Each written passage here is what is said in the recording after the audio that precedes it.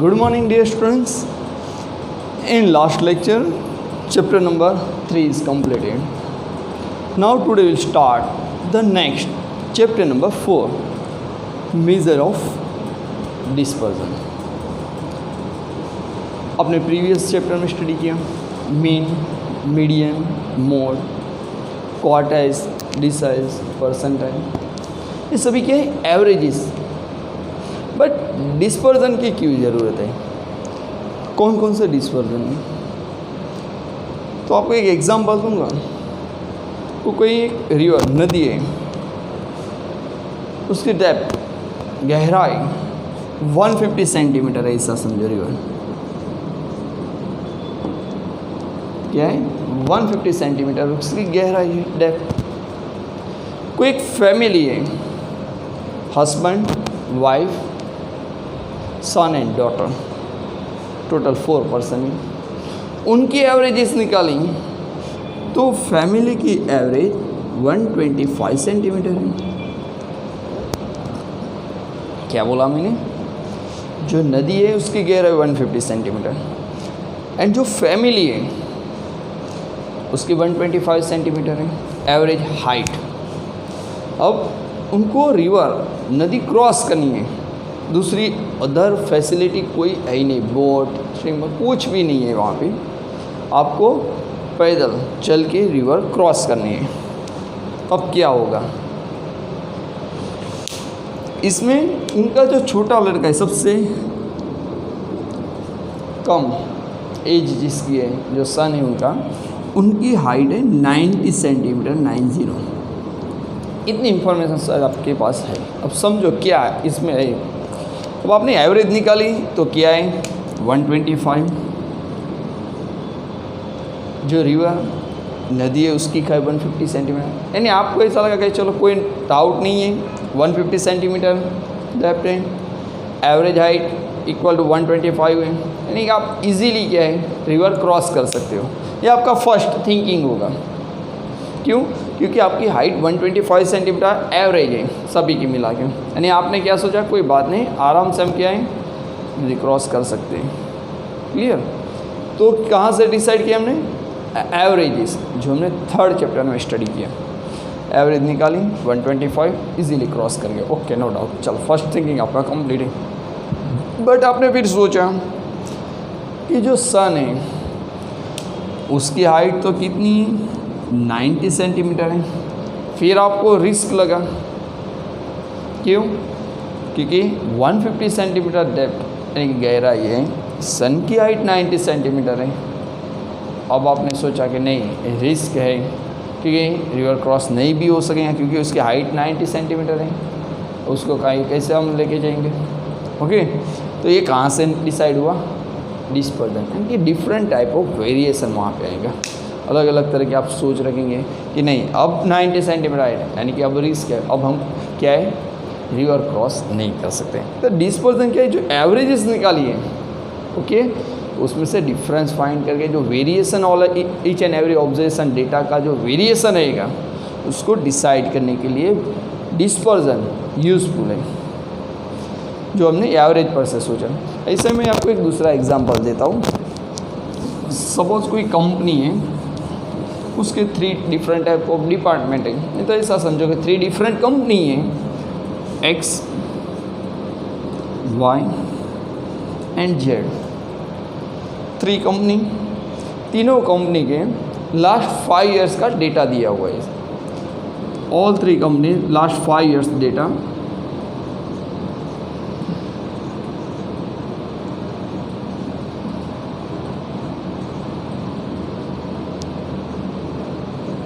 Okay, 1 2 3 4 5। तो जो first company है X है, उसका each and every years selling 30 lakh rupees का है, ऐसा समझ लो। ये सेलिंग दिया हुआ है कोई कंपनी का। जो कंपनी X है, year, first year, second, third, fourth, fifth, all 5 years, उसका सेलिंग सेम ही है। टोटल क्या है? 150 है। जो सेकेंड नेक्स्ट कंपनी है Y, उसका सेलिंग ऐसा समझो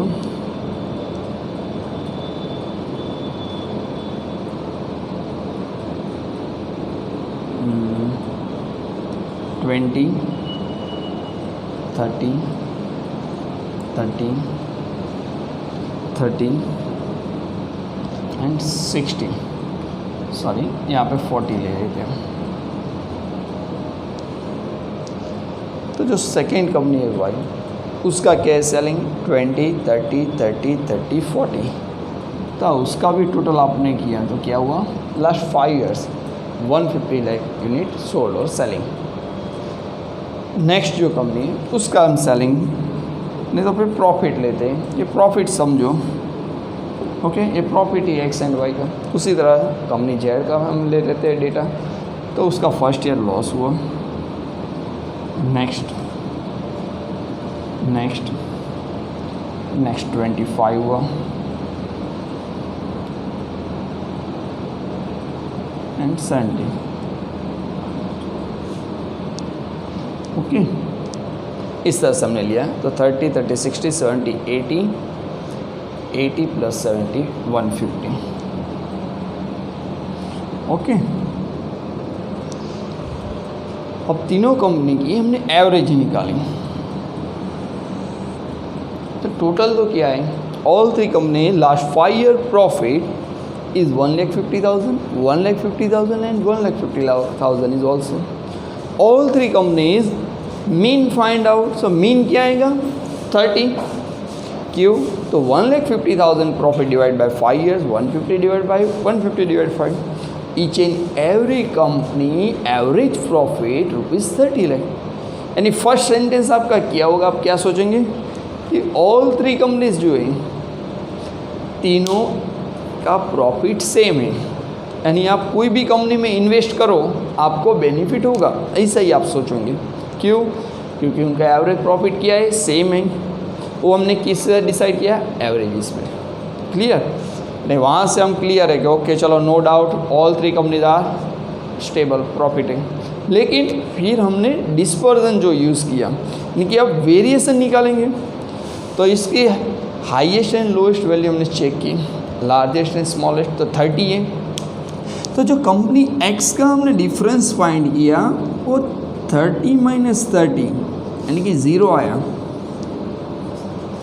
नेक्स्ट कंपनी वाई के लिए हमने फाइंड किया difference, so highest value is 40 and lowest value is 20, सो 40 - 20 यानी कि कंपनी वाई का हमें वेरिएशन क्या मिला 20 मिला।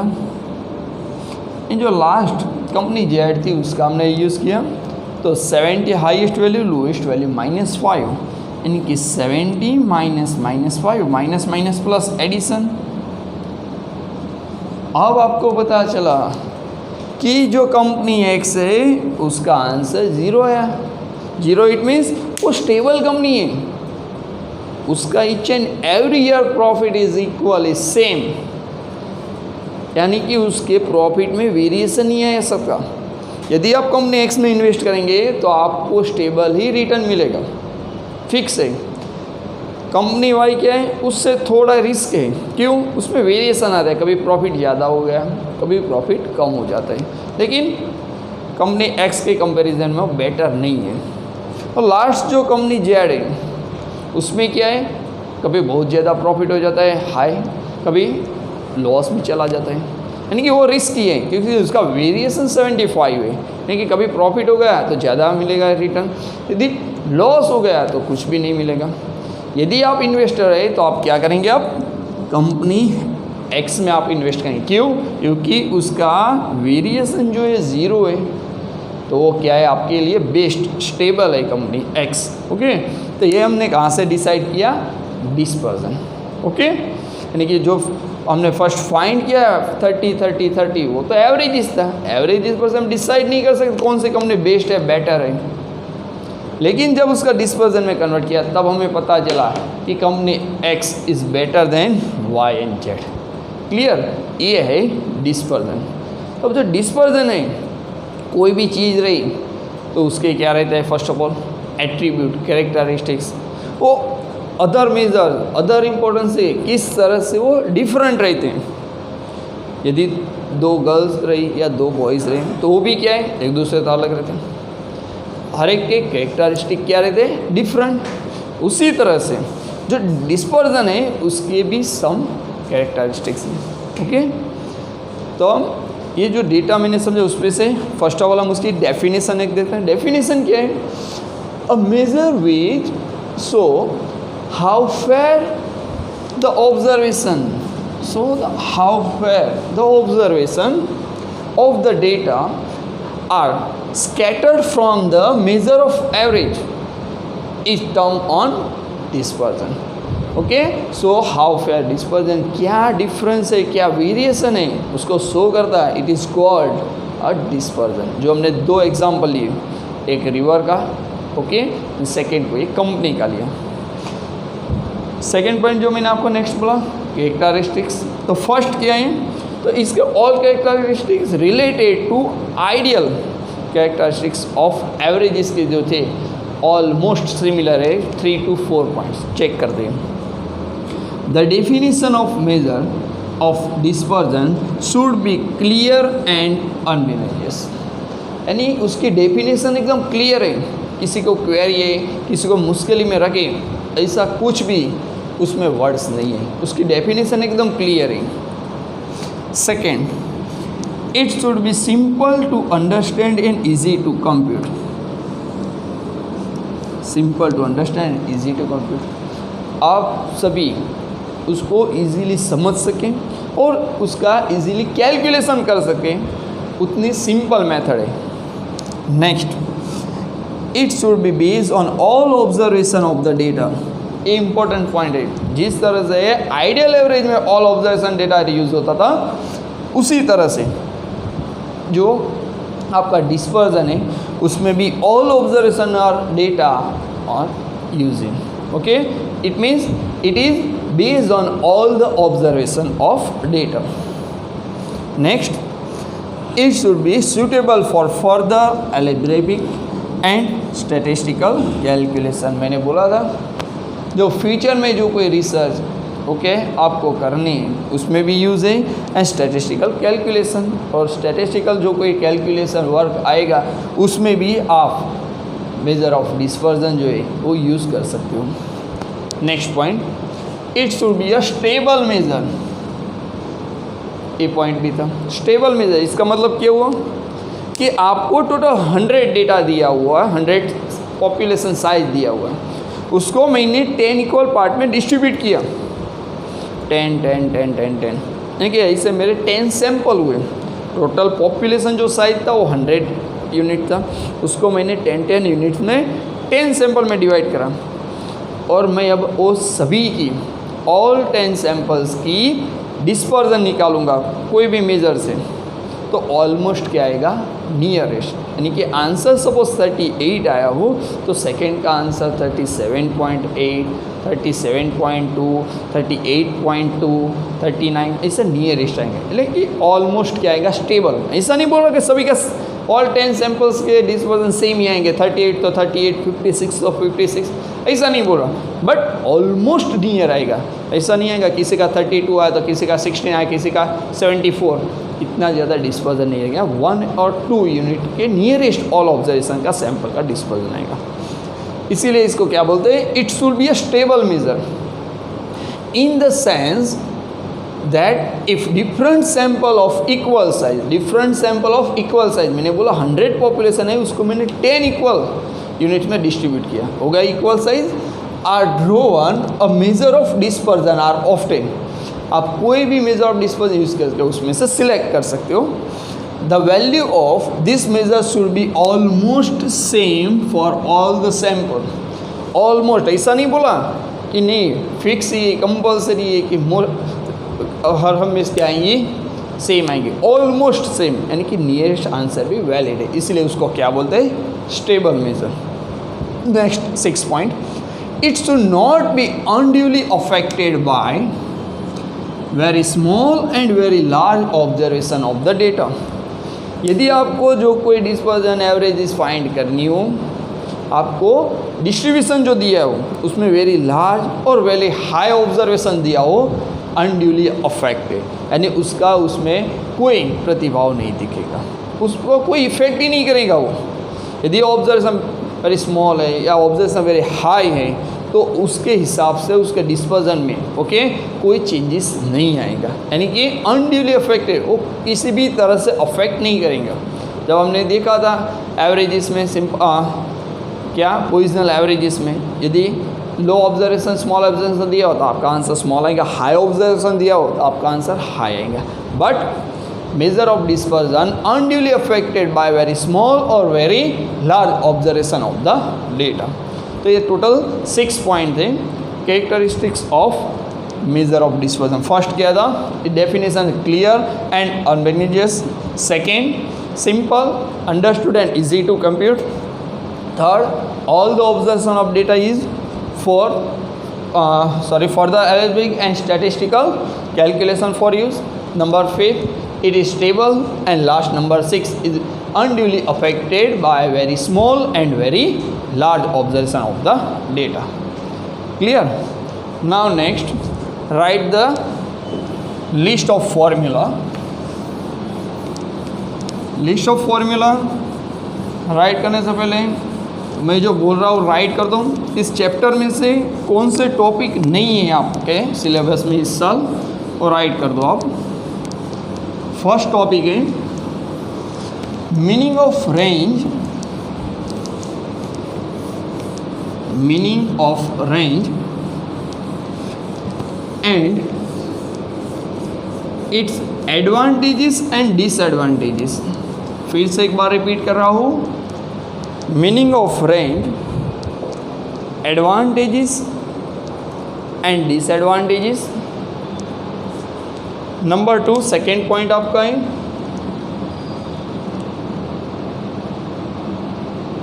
जो इस साल सिलेबस में नहीं है,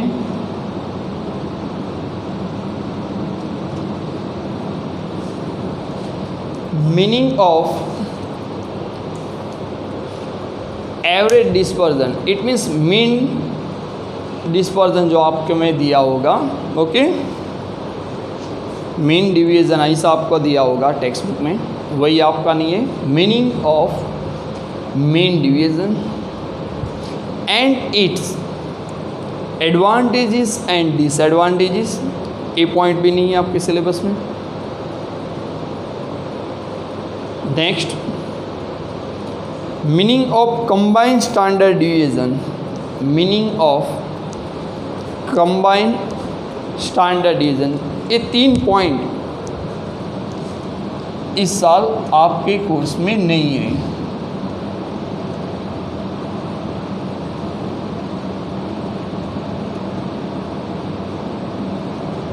okay, now next write down list of formula, mainly 3 column draw it, measure of dispersion,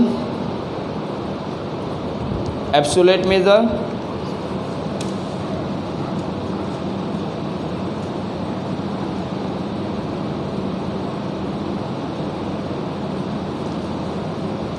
and third is relative measure.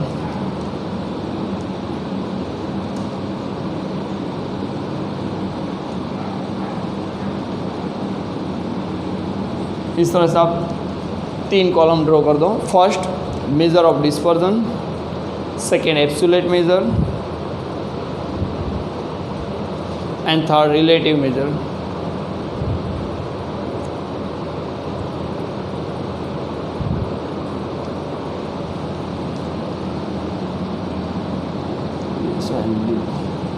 Absolute major, okay, yes, write down absolute major, relative major. तो mainly 4 types of आपको dispersion study करना है। First range आएगा जो already आपने find किया है। Range किस तरह से, तो highest observation less lowest observation, उसको क्या बोलते हैं, एब्सोल्यूट मेजर, यानी कि simple range.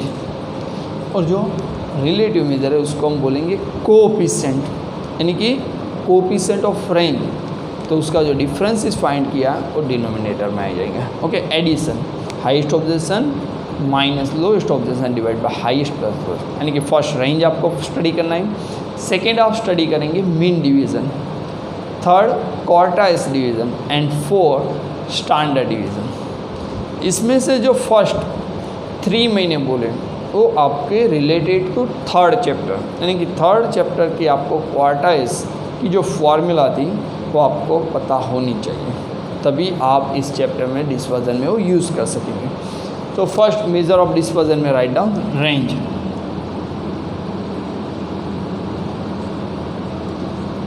It is denoted by only for capital R, range. So formula क्या होगी एब्सोल्यूट मेजर में, range is equal to highest value least lowest value, और जो रिलेटिव मेजर है उसको हम क्या बोलेंगे, coefficient of range.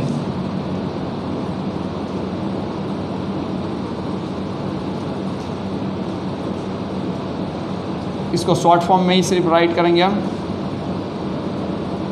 Coefficient of range,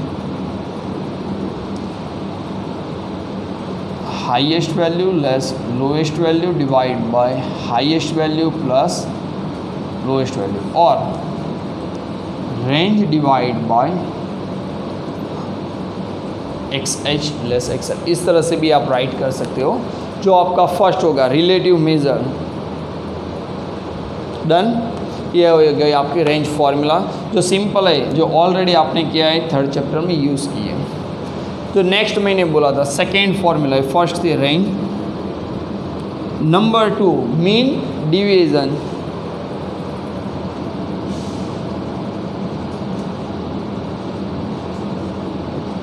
okay. तो जो मीन डिवीजन है वो क्वार्टाइल्स बेस पे है, क्वार्टाइल्स बेस पे है। Mean division is denoted by, sorry, जो मीन डिवीजन है उसकी फॉर्मूला डिनोटेड बाय MD। तो की फॉर्मूला क्या होगी, in modulus sigma in modulus x minus x bar divide by n। इस तरह के आपके फॉर्मूला रहेंगे मीन डिवीजन की, ई sigma in modulus x minus x bar divide by n for the ungroup data. एक इसके लिए अनग्रुप डेटा, और ग्रुप डेटा के लिए भी क्या रहेंगी, सेम ही फॉर्मूला रहेंगे फॉर ग्रुप डेटा। लेकिन क्या आ जाएगा ग्रुप डेटा में आपका, sigma f in modulus x minus x bar divide by n। First formula है फॉर अनग्रुप्ड और रो डेटा के जिसमें फ्रीक्वेंसी नहीं दी होती, एंड ग्रुप डेटा यानी कि डिस्क्रीट और कंटिन्यूस के लिए क्या आ जाएगा, ऐड हो जाएगा आपका f, यानी कि sigma f in modulus x less x bar divide by n। And coefficient of mean, तो कोएफिशिएंट ऑफ मीन में क्या होगा, MD divide by x bar. दोनों के लिए सेम ही रहेंगी, coefficient of mean division is equal to mean division divide by x bar. ये हो गया आपके relative measure coefficient of mean की formula. Next number 3 QD, it means quartiles जो डिवीजन है उसकी फॉर्मूला आपकी राइट करने की है।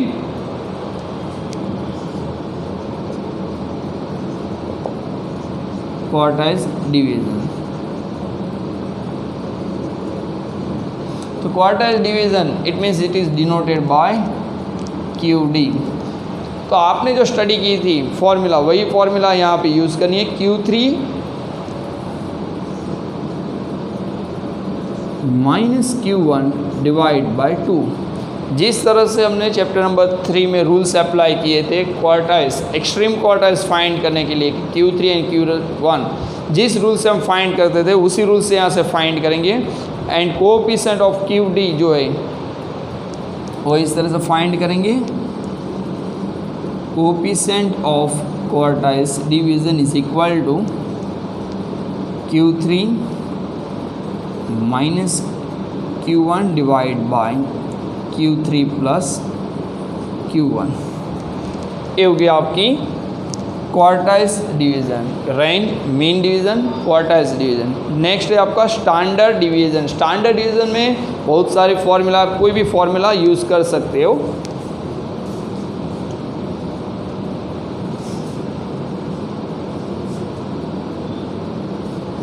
यदि स्टैंडर्ड डिवीज़न हो, रो और अनग्रुप डेटा दिया हो, तो आप फॉर्मूला क्या यूज़ कर सकते हो, तो standard division it is denoted by only for S। Sigma in bracket x minus x bar whole square divide by n।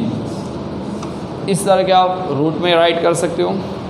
Another इसके सिवा आप क्या फॉर्मूला यूज़ कर सकते हो, तो इसी में से हम फॉर्मूला बनाएंगे in root sigma into x sigma x square by n minus x bar whole square. इसमें से हम तीसरी फॉर्मूला और बना सकते हैं। देखो sigma x square by n minus in bracket sigma x by n whole square.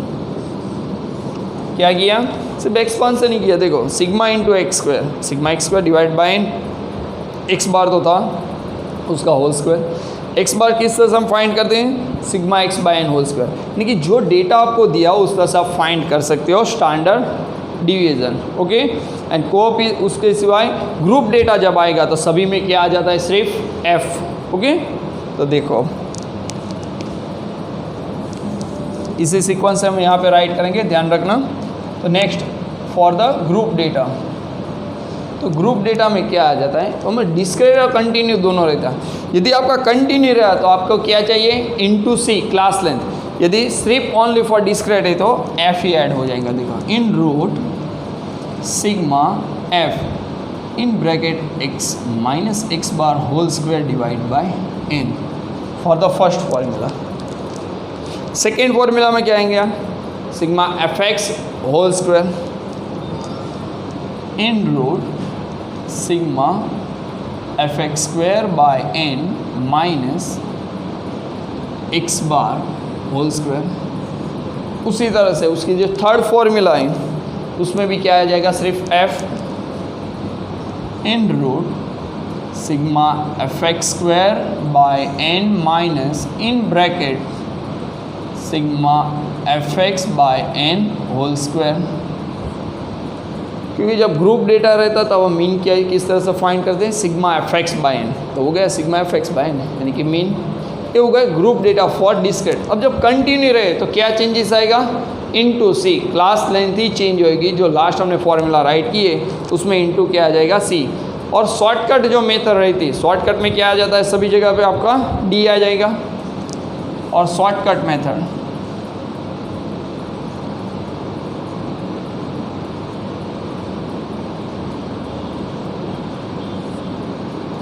तो शॉर्टकट मेथड में क्या आ जाएगा, डी और एफ डी। जो आप फॉर्मूला यदि यहाँ पे यूज़ करेंगे तो ओनली फॉर डी आएगा, और ग्रुप डेटा में यूज़ करेंगे तो एफ डी आ जाएगा। ओके, तो फर्स्ट हम राइट करते हैं अनग्रुप डेटा के लिए, तो क्या आएगा, sigma D square divide by n minus, अब यहाँ पे हम क्या गया, एज्यूम मीन ए यहाँ पे राइट करते हैं तो क्या आ जाएगा, minus sigma d by n whole square. बस यहाँ पे एक सिंपल एक ही फॉर्मूला रहेगी। और ग्रुप डेटा के लिए क्या आएगी, F D sigma F D square by n minus sigma F D divide by n whole square out of root into C. जिस तरह से मैंने सेकेंड चैप्टर में आपको बोला था, सॉरी थर्ड चैप्टर में, कि इनटू सी यदि डिस्क्रीट डिस्ट्रीब्यूशन रहा तो इनटू सी नहीं राइट करेंगे तो भी चलेगा, क्योंकि उसमें डिफरेंस आपको पता नहीं चलेगा। लेकिन जब कंटिन्यू क्लासेस दी हो तब वो क्लास लेंथ यहाँ पे राइट करेंगे। ये हो गई आपकी फॉर्मूला फॉर स्टैंडर्ड डिवीजन। आपको सभी फॉर्मूला सिर्फ लर्न करनी है, मेथड को एक ही यूज़ करनी है, बट जब शॉर्ट क्वेश्चन में डायरेक्टली इंफॉर्मेशन दी हो तो आपको फॉर्मूला आनी चाहिए। ओके, इसलिए फॉर्मूला सभी लर्न करनी चाहिए। बाकी कोई एक ही मेथड से आपको आंसर फाइंड करना है, सभी फॉर्मूला यूज़ नहीं करनी है। कभी क्वेश्चन में दिया होगा अभी नहीं कि विच फार्मूला फॉर यूज़, कोई भी मेथड से आप आंसर फाइंड कर सकते हो। लेकिन जब शॉर्ट फार्मूला में डेटा दिया हो कि suppose sigma F D is equal to whatever sigma F D square and C, तो आपको कंपलसरी भी फार्मूला आनी चाहिए।